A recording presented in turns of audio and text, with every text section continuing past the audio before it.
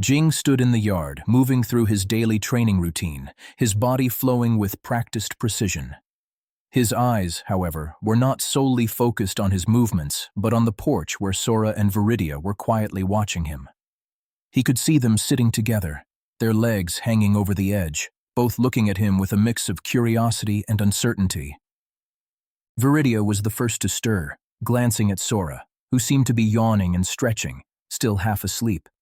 But there was something in the way they watched him, something more than just idle interest. Jing paused, letting his body settle into stillness.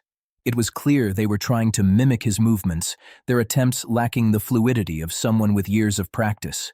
Viridia's posture was awkward, her concentration fierce but unsure.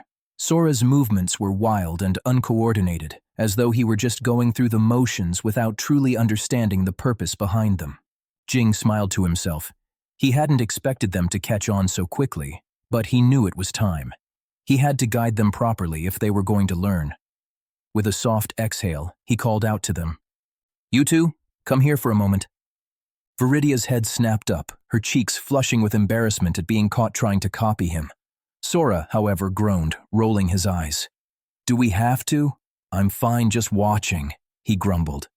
"Come on, Sora," Viridia said with a light-hearted nudge, her fiery spirit taking over. "It's not like we can get away with just watching forever." Sora huffed but reluctantly stood up, his feet dragging as he made his way over. Viridia followed, her face a mix of determination and curiosity. Jing turned to face them fully, his expression softer now, more patient than he usually allowed himself to show. "You're both doing well, but I think it's time we worked on getting the movements right." He motioned for them to stand in front of him, his tone warm but firm. "It's okay to start slow, I'll guide you." Viridia looked uncertain for a moment, but she nodded. Sora, on the other hand, crossed his arms, still looking like he might protest, but Jing could see the reluctant curiosity in his eyes. "Let's start with something simple," Jing said, his voice steady but encouraging. "Just your stance. It's all about balance first. If you don't have a solid foundation, the rest won't matter." Viridia immediately adjusted herself, her small frame focused and intent. Sora, however, shifted uneasily, as if unsure of what to do with his feet. Jing's gaze softened. He could tell Sora was struggling, both physically and emotionally, with the idea of being taught. He wasn't one to show weakness, and it made him uneasy to admit he didn't know how to do something, even in something as simple as a stance. "Take it slow, Sora," Jing said, his voice gentle now. "There's no rush. You won't get it perfect right away, and that's okay." Sora looked up at him, meeting his gaze for the first time. For a moment, he seemed uncertain, as if weighing whether or not to trust Jing's words. After a few seconds, he sighed and shifted his feet slightly, though still not quite right. Jing didn't correct him immediately. Instead, he gave a small smile, kneeling down so he was closer to their level. "That's good," he said softly. "You're already doing better than you think." Viridia, though, had already found her rhythm. She was focused, determined, and even though her movements were still stiff, they were more controlled. Jing gave her a nod of approval. "You're doing well, Viridia. Keep your arms a little wider, though, just a bit." She followed the advice immediately, a small smile tugging at her lips. It was a victory for her, small, but it mattered. Sora, who had been watching her, gave a disgruntled sigh. "I don't get how you're doing this so easily." "Because she's not rushing," Jing said, his voice calm and patient. "It's not about how fast you can do it. It's about getting the feel of it. Relax your body. You're trying too hard." Sora scowled but gave another frustrated sigh, slowly relaxing his posture. "This is dumb." "You'll get it," Jing assured him. "Just keep trying." A few days later, Evie walked through the library, her eyes scanning the shelves of magic books. She found Kaori sitting on the floor, her nose buried in one of the texts, her focus absolute. The little girl had always been so eager to help, but now her curiosity was turning into something deeper. Evie smiled to herself as she walked past, only to stop when she saw Valel sitting nearby, leaning over a different book with a quiet intensity. He hadn't been one to show an interest in magic, at least not openly. But here he was, completely absorbed in the study of energy manipulation. Evie paused for a moment, leaning against the doorframe, watching them both. Kaori was quietly reading aloud some of the instructions on healing spells, her voice soft and measured. Valel, on the other hand, was silently following along, his brow furrowed in concentration. Evie's heart softened. She knew the kids were all starting to find their own paths, and this moment, Valel reading with such focus, spoke volumes. He didn't talk much, but he was learning, just like the others. And Kaori, who had always been so observant, was beginning to realize her own connection to magic. With a quiet sigh, Evie stepped into the room. "I think it's time we had a little lesson," she said softly, drawing their attention. Kaori's eyes lit up, her excitement barely contained. Valel gave a small glance up but didn't say anything, his usual reserve still holding strong. Evie smiled at both of them. "Let's start with focusing and channeling your energy," she said. "We'll go step by step." Kaori eagerly nodded, her hands already gripping her book, while Valel, though still quiet, shifted slightly in his seat as if he were finally ready to take the next step. Evie's smile deepened as she began to explain.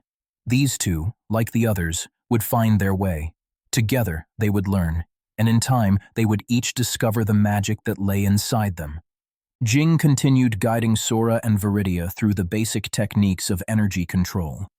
He kept the exercises simple at first, centering their breathing, guiding energy flow through the hands, learning to push and pull it in sync with movement. Sora took to it faster than expected, despite his usual laziness. His grasp of energy came naturally, even if his attention span didn't. Viridia, on the other hand, was different. At first, Jing thought it was just nerves. She was focused, intensely so, and her movements were precise. But the moment she tried to channel energy through her hands, her body resisted. He could see the strain in her jaw, the tension in her fingers, the subtle tremble in her arms. The flow wouldn't stabilize. It flickered in and out, like a light fighting to stay on. He stepped closer and placed a hand gently on her back. "Try again," he said softly. She nodded, tried once more, and the energy pushed back harder. Her stance faltered, and she nearly fell forward. Sora moved to catch her, but she waved him off, frustrated. "I can do it," she muttered. Jing knelt beside her, studying her aura. It wasn't a matter of focus or willpower. The energy just wasn't syncing with her body. It tried to flow, but it didn't stay. Like a vessel unable to hold water, it leaked, destabilized, and scattered. "You're trying harder than anyone else here," Jing said, his tone calm. "But your body's not built to store energy like Sora's. That's not a failure. It's just something we have to work around." Viridia looked at him, eyes hard. "Then what? I just sit and watch?" "No," Jing said. "You fight a different way." She tilted her head, confused, and that's when Jing stood and stepped back. With a flick of his hand, he summoned a wooden practice sword from the rack under the porch and tossed it toward her. "Try this," he said. She caught it awkwardly, blinking at him. "A sword? You're fast. You're precise. You don't need energy to hit hard. You need technique. I'll teach you how to use this properly. You won't need to force energy into your attacks. You'll cut cleanly without it." It wasn't a grand gesture or a dramatic revelation. But something changed in her expression. That stubborn fire, the one she always kept banked beneath her pride, flared to life. She gripped the sword tighter. "All right," she said. "Teach me." From there, things began to take shape. Every day, after breakfast, the backyard came alive with movement. Sora's energy control sharpened with time, his wild bursts of enthusiasm gradually giving way to more refined focus. He didn't always take it seriously, but he began to understand how to tap into his strengths. Kaori never trained in energy like her brothers, but quietly, steadily, Evie began to teach her the principles of mana, starting with gentle healing spells.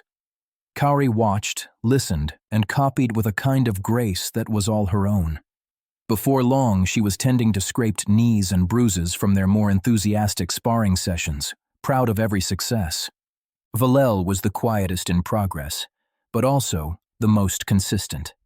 He continued slipping into the library, poring over magical theory and mana disciplines.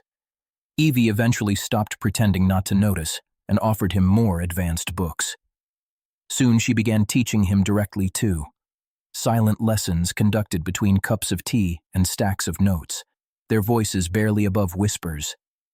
And Viridia, she took to the sword like she was born with it. Jing started her on forms and footwork, slow and repetitive. She hated it, at first, but with every correction, every inch of progress, her frustration transformed into fierce determination. By the time she turned 13, her strikes had power. By 14, her form was cleaner than most adults. She still couldn't hold energy like the others, but she didn't need to anymore. Her blade spoke for her. They all grew, not just in skill, but in understanding. Jing and Evie didn't have formal titles, but somehow the kids looked to them like teachers, like family. Over the years, training became routine. There were arguments, yes, setbacks, mistakes, stubborn outbursts, but there was laughter too. Shared meals, patched clothes, hugs at night, and sleepy voices whispering about dreams before bed. It became their life. And now, in the present, Jing stood once again in the yard, the memory of those early days quietly settling back into the corners of his mind. The sun had fully risen. The air carried the faintest scent of morning dew and toast from the kitchen. He stretched once, rolling his shoulders with a soft exhale. The kids were already halfway to school by now. Evie was gone too, off to wherever her work took her. The house was quiet, almost. A sudden flutter of wings broke the stillness. Jing looked up to see a small bird land on the porch railing, head cocked to the side. Its feathers were sleek and tinted with a strange shimmer, and in its talons, it clutched a tightly rolled scroll sealed with blue wax. Jing raised an eyebrow. "Already, huh?" he murmured. He reached out, and the bird dropped the scroll into his palm before flitting off into the sky. He turned the scroll in his hand, the familiar seal of the city's request bureau pressed into the wax. A job. It seemed things were about to get busy again. He smirked faintly and tucked the scroll into his belt. "Guess the quiet never lasts long."